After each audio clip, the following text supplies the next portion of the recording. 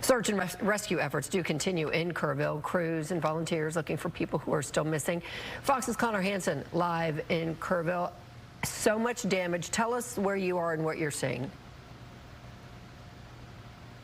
Heather, we're standing right on the edge of the Guadalupe River here in Kerrville. You can see some of the damage behind me, the massive trees the water has been able to take down. But it is so much worse in other areas that are just so hard to get to right now. The focus is very much still on search and rescue, but that difficult terrain and more flood watches that went into today have threatened to slow down that process.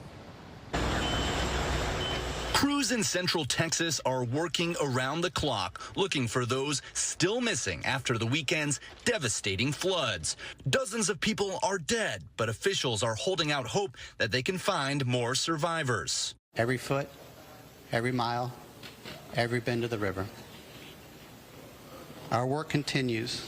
With more rain hitting the state, they're asking volunteers to stay away from search sites. We then have to pull off of those search and rescue missions to make sure that they don't become victims themselves. Operators at Camp Mystic, an all-girls Christian camp, say they lost more than 24 campers and counselors after water slammed into cabins along the Guadalupe River. Richard Vela described his feelings picking up his daughter from a nearby camp. It's just sad enough, leaving her there for a month.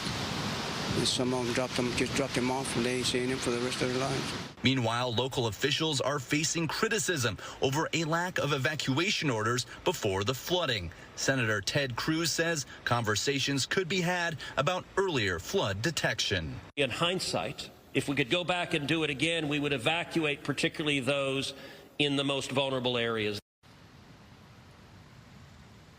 And officials here say there will be a full review of that flood warning system in the coming weeks. Heather.